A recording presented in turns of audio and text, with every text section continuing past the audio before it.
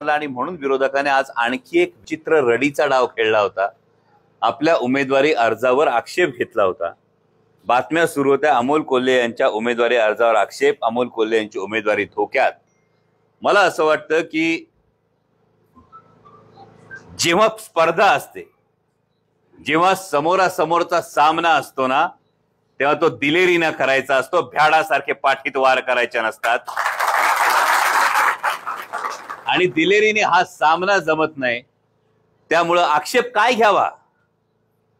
2016 मध्ये एक सभा होणार होती पुण्यात, MIMच्या ओवेसींची, असिसुद्दीन ओवेसींची सभा होणार होती आणि त्यावेळी त्यांनी आधी वेगळी विधानं केली होती आणि या सभेला आम्ही विरोध केला होता की महाराष्ट्र हा हिंदू मुस्लिम ऐक्याने चालणारा हे राज्य आहे आणि यामध्ये कुठेही तेढ निर्माण होऊ नये, म्हणून आम्ही या सभेला पूर्णपणे विरोध करणार म्हणून घेतलेल्या भूमिकेचा एक गुन्हा म्हणे कुठेतरी दाखल होता, ज्याची मला कधी नोटीस आली नाही, ज्याची मला कधी बोलवणं झालं नाही, काहीच मला माहित नाही। पण बघा, आज भारतीय जनता पक्षाच्या मांडीवर जाऊन बसलेली लोक उमेदवारी अर्ज आपला रद्द व्हावा म्हणून आधार कसला घेतायत, तर ओवेसींच्या सभेला अमोल कोल्हेंनी विरोध केला होता याचा ते आधार घ्यायचा प्रयत्न करत होते। तक्रारदार यांनी त्यांच्या तक्रार अर्जासोबत API विश्रामबाग पोलीस स्टेशन यांनी अर्जदार यांना पाठवलेली नोटीस जोडली आहे। सदर नोटिशीमध्ये अर्जदार यांचा पत्र व्यवहाराचा पत्ताच नसल्यामुळे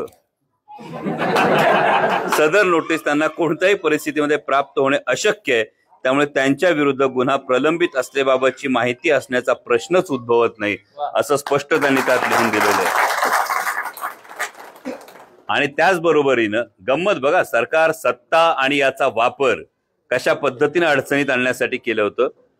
उमेदवार यांनी नामनिर्देशन पत्र दाखल करण्यापूर्वी म्हणजे आपण चारित्र्य पडताळणी प्रमाणपत्राकरता अर्ज केला होता।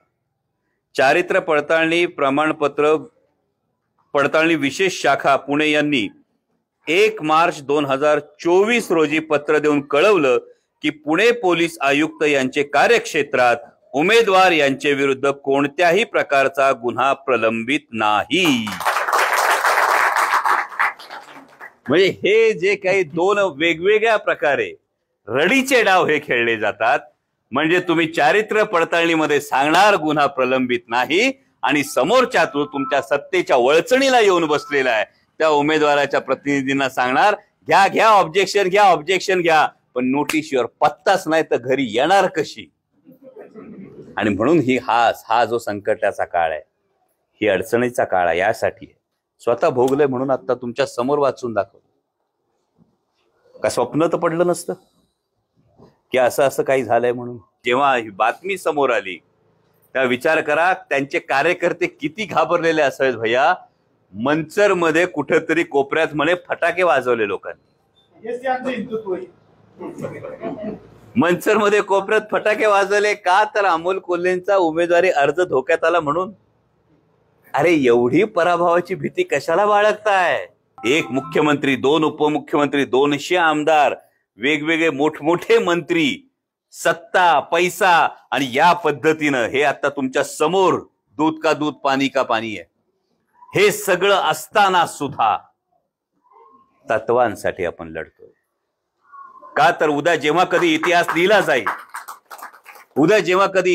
जाईल तेव्हा एक प्रश्न विचारला जाईल की 2024 मध्ये महाराष्ट्रासमोर एक वेळ आली होती आणि त्यावेळी महाराष्ट्राच्या जनतेने काय पत्करलं। महाराष्ट्राच्या जनतेनं सत्ता, पैसा, साधनं यांच्या दबावाला बळी पडून माना खाली घालून मुजरे करणं पत्करलं की ताठ मानेनं लढणं पत्करलं। तर लढणाऱ्याची आपण औलाद आहोत आणि लढणाऱ्याच्या बाजूने आपल्याला उभं राहायचं।